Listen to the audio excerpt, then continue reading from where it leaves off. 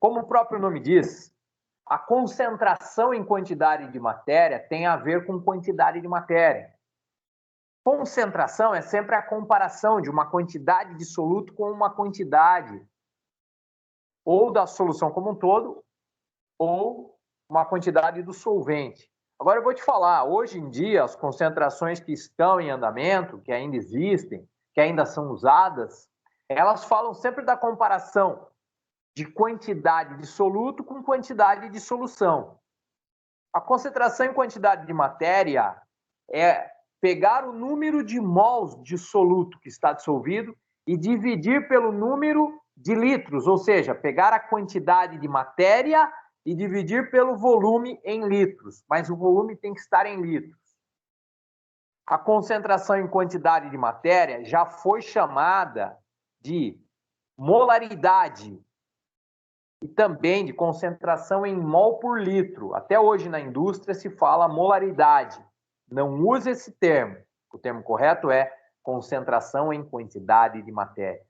Então, se eu digo para você que joguei 400 gramas de hidróxido de sódio em 10 litros d'água, 400 gramas de hidróxido de sódio equivalem a quantos mols desse cara?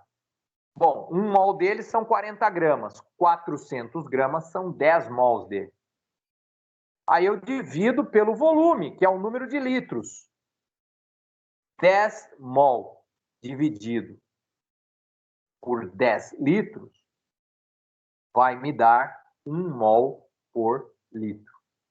E essa será a resposta desse exercício. Essa será a concentração em quantidade de matéria que eu tenho. Se você conseguir calcular a concentração em quantidade de matéria, você consegue avançar pela físico-química. Se você ainda tem dificuldade de fazer isso, respira, olha para a sua questão. A sua questão te dá um soluto. Dificilmente será dado para você o número de mols desse soluto. Geralmente será dado para você a massa de soluto. Você deverá comparar a massa do soluto com a massa molar dele, para que você encontre quantos mols dele você tem.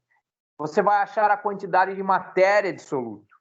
Aí você divide esse número pelo volume da solução. Vamos supor que você tem 1 mol de soluto dissolvido em 1000 litros de solução. Você vai dividir 1 por 1000 e assim por diante. Então você vai obter a concentração em quantidade de matéria. De mols dividido pelo volume. Assim é que você obtém. Você tem que se lembrar, então, se o exercício te dá a massa do soluto, transforme para número de mols, para quantidade de matéria. O volume tem que ser em litros. Essa é a regra. Você pode representar por um M com a perninha puxada para baixo, ou a fórmula da substância entre colchetes. O símbolo da concentração em quantidade de matéria. Olha só uma coisa, se você aprende de uma vez a concentração em quantidade de matéria, eu posso te pedir a concentração em quantidade de matéria, por exemplo, numa solução ácida, especificamente para os íons H+. E se você conseguir calcular isso e dominar o conceito de logaritmo, pronto, você já sabe uma outra coisa da química, você já sabe pH. Se você fizer o mesmo para a concentração de OH-, pronto, você já sabe POH. Se você souber calcular a concentração em quantidade de matéria daqueles que estão dissolvidos num sistema, pronto, você já pode, então, fazer seus estudos de equilíbrios químicos. Já pode também calcular a velocidade de uma reação química, que também passa por esse conceito. Portanto, a concentração em quantidade de matéria é a porta de entrada para a físico-química. Esteja pronto.